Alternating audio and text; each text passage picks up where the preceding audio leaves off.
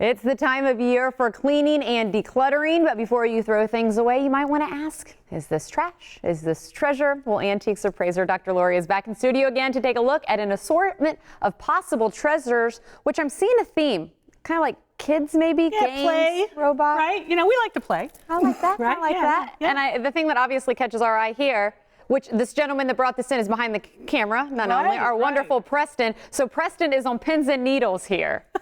So what do we think? Toys, a very emotional market, right? I think he's very emotionally attached. Very emotionally attached. So Preston gets this as a kid. It's really popular, made in Japan, and it does great things because, you know, if you're going to play with your friends, you know, you want to have a little bit of,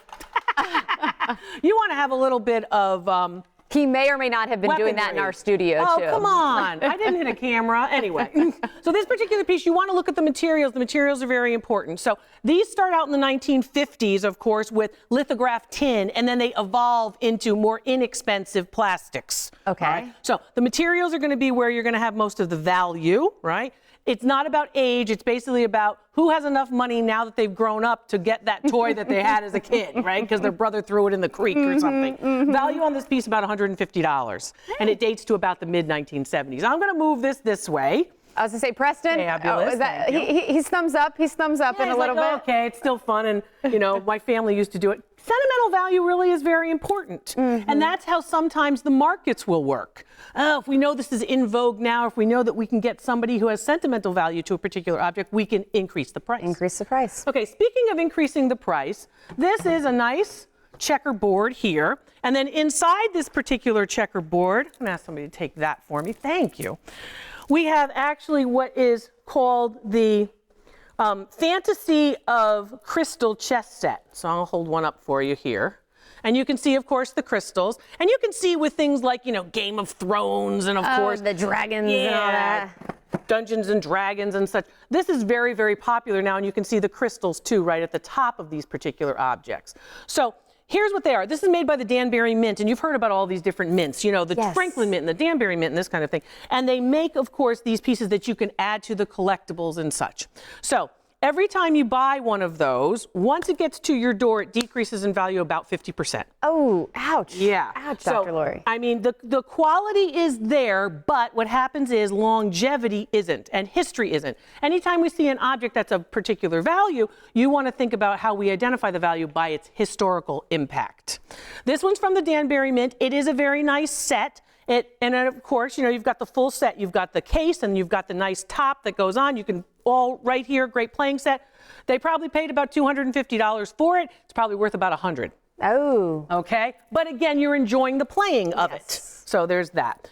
Always keep booklets, information, any kind of receipts and such with your object. That will help, of course, the family as we move forward, future generations. So now you've got two pieces left, Natalie. Which one's more valuable? The Treasure Island book from 1924, right?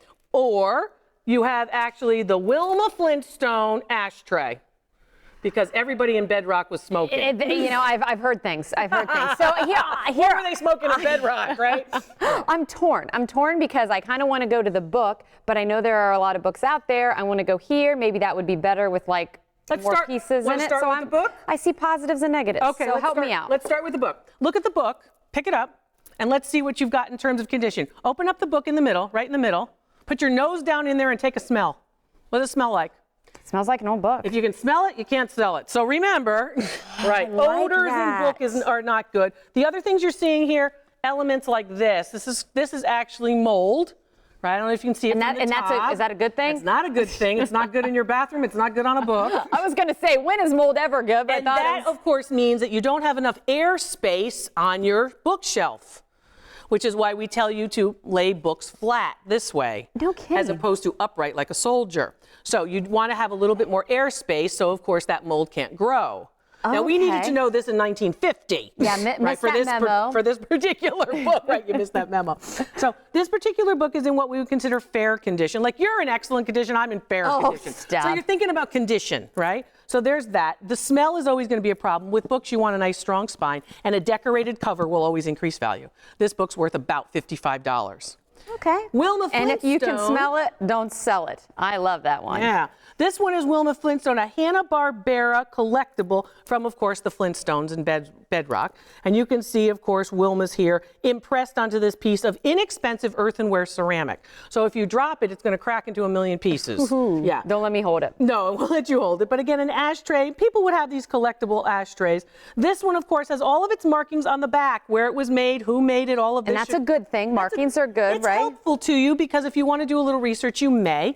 Value on this piece is about $75. Because it relates to a famous TV show. Cartoons are more valuable oftentimes, and she is a character that would be, of course, recognizable. Is she more or less valuable than Fred? I want to say she'd be more valuable. She's more rare and she'd be more valuable. Hey, how about that? How about that? Dr. Lori, thank you so much. Again, go ahead, check out Dr. Lori Facebook, website, YouTube channel, History channel. She is all over the place, but we are glad that you stopped in and made time for us.